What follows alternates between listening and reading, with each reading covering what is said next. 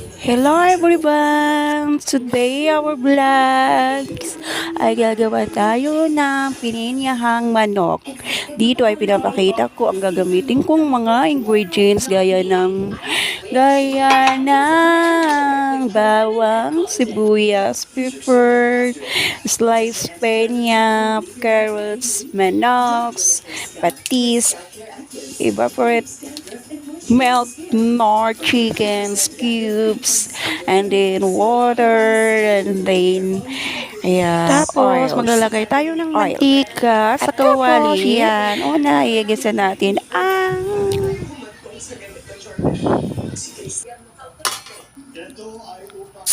at tapos maglalagay tayo ng sibuyas. Halu-haluin.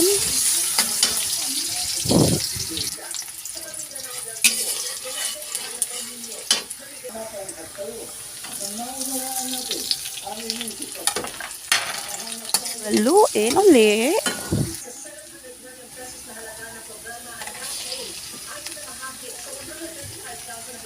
Pinuli.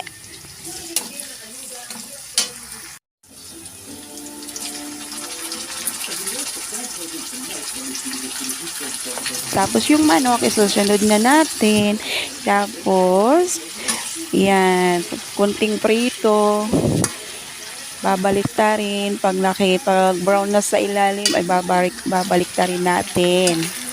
Pagkatapos nun, yan. Yan na yung guys. Charot. Anong susunod nating ingredient yan? Magtagal ako dyan guys kasi nagprito ko siya ng konti. Tapos ilalagay natin yung pineapple juice. Pineapple juice. At ilagyan ko na rin ng isang basong tubig para maging madami ng sabaw. Kasi yung kasamahan ko sa bahay, gusto nila madaming sabaw. Kaya yan. Lagyan na natin ng madaming sabaw. Tapos nilagyan ko yan ng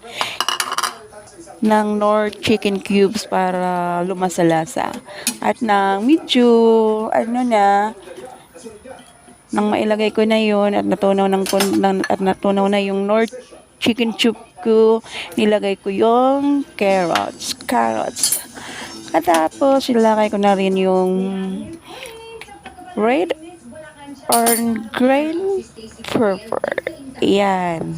Tapos, takpan natin. Tapos, yung takip ko dyan, guys, hindi accurate sa kawali. Katapos, inilagay ko na rin, nang medyo kumulo-kulo, inilagay ko na rin yung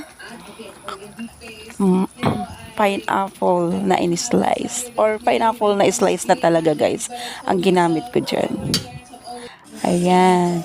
Pero gusto nyo, pwede kayo ko gumamit ng pinya, tapos slice nyo. Pwede na naman siguro yun gamitin.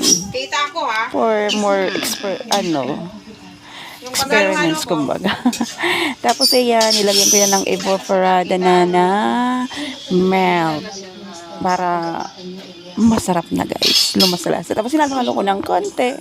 Tapos nilagyan ko pa yan ng black pepper. Guys, pahilig ako sa paminta, kaya madami ang ilagay ko. Sobra talagang nahiligan ko na ang paminta. Dati hindi ako gumagamit ng paminta, guys, kasi nga medyo maasim. Pero nung matikman ko na yung kaibigan ko, katrabaho ko, nagluluto, tapos pinububod na ng paminta ng madami. Oh my God guys, masarap pala. Kaya yun, nahiligan ko. Tapos nilagyan ko na ng patis. Kaya yun guys, sobra talaga, napahilig talaga ako sa paminta.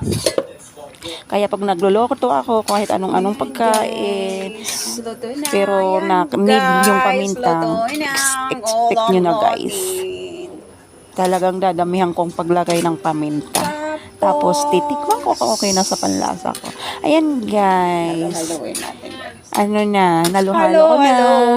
Tapos iano ko na yan.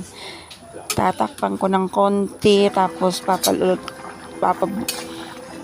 kuluan ko ng ilang 5 minuto or 7 minutes, something like that. Katapos, ayan guys, okay na. Luto na. Naghain na ako para sa akin. Yung mga kasama ko sa bahay. Mamaya pa daw sila kakain. So ako, ka-excited ako kasi unang loto ko ng pininyahang manok. Ayan, naghain ako sa sarili ko tapos mamaya niya kakain ako, guys. Yan, 'di ba? Tikman natin ang aking nilotong pininyahang manok, guys. Sana nga masarap. Kasi first time ko talaga to, guys. Ayan, may isda pa ako, guys. Oh, 'di ba? May isda pa, may saging pa. Kasi diet ako. Ang kanin ko ay instead of kanin, saging. Yan. At ayan, kumakain na si Inday. Ang sarap daw, sabi niya. Yan. Tapos guys, alam niyo, paborito ko rin yung isda. Lalo na pag pinaksi, wow, at daming paminta. Oh my God! Tapos madami pa yung luya. At tapos siling labuyo. Nako guys, talagang hindi na diet ang gagawin ko dun.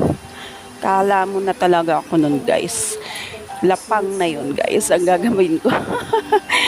Ay, nako guys. Ayun, yun ang mga favorites ko.